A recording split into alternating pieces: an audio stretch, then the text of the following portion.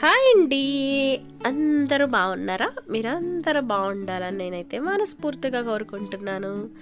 ఇదైతే ఫ్రైడే తీసిన వీడియో అండి. నేను మార్నింగ్ లేచిన తర్వాత నేనైతే ఇల్లు గుమ్మాలన్నీ తడి బట్టతో పెట్టుకుని తర్వాత గడపనైతే క్లీన్ చేసుకుంటాను.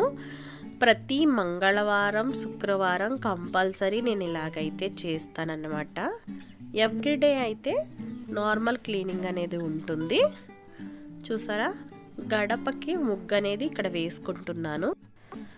ఆ తర్వాత అయితే నేను మంగళవారం శుక్రవారం కంపల్సరీ నేను ఈ ఫ్లవర్ది అయితే పెట్టుకుంటానండి. ఇది ఇత్తడిది, చాలా మంచిగా అయితే కనిపిస్తుంది గుమ్మం దగ్గర. తర్వాత ఇంకా టిఫిన్ అనేది రెడీ చేస్తున్నాను. మా పాపకి సేమియా ఉప్మా చేశాను. మా హస్బెండ్ కూడా బాక్స్ అనేది తీసుకొని వెళ్తారండి. అలాగే లంచ్ కూడా ప్రిపేర్ చేశాను తనకి. ఇక్కడ ఫ్రైడ్ రైస్ చేశాను. అలాగే తన నిన్న నైట్ అయితే డోనట్స్ కావాలని అడిగింది. సరే అని చెప్పేసి స్నాక్స్ అని చెప్పి తీసుకున్నాను. ఇది ఎలా ఉందా అని అడుగుతున్నాను. ఉంది అని చెప్తుంది. ఇంకా పూజ అయితే చేసుకుంటున్నానండి.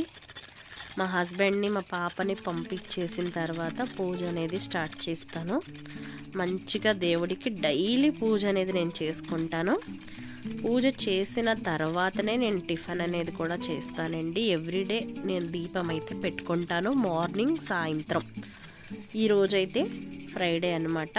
మంచిగా పూజ చేసుకుంటున్నాను. సాటర్డే ఫ్రైడే నాకు చాలా ఇష్టం అనమాట. శనివారం చేస్తాను నేను.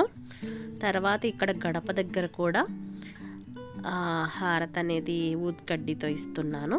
తర్వాత అయితే తులసమ్మకి శుక్రవారం మంగళవారం కూడా నేను తులసి కోట క్లీన్ చేసుకొని బొట్టది పెట్టుకొని తులసమ్మకి పూజ చేసుకుంటానండి.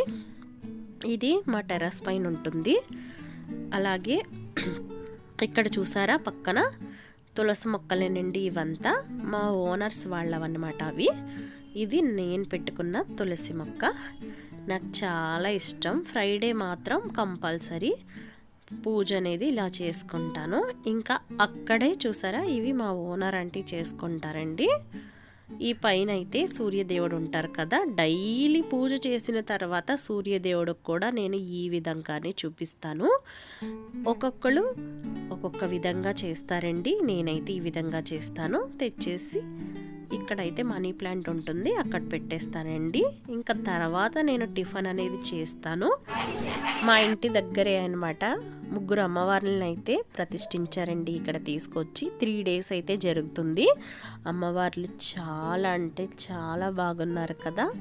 నేను ఇంకా వెళ్ళి నమస్కారం చేసుకున్నానండి. ఇది మధ్యాహ్నం 12:30 అలాగే 1 o'clock అవుతుంది.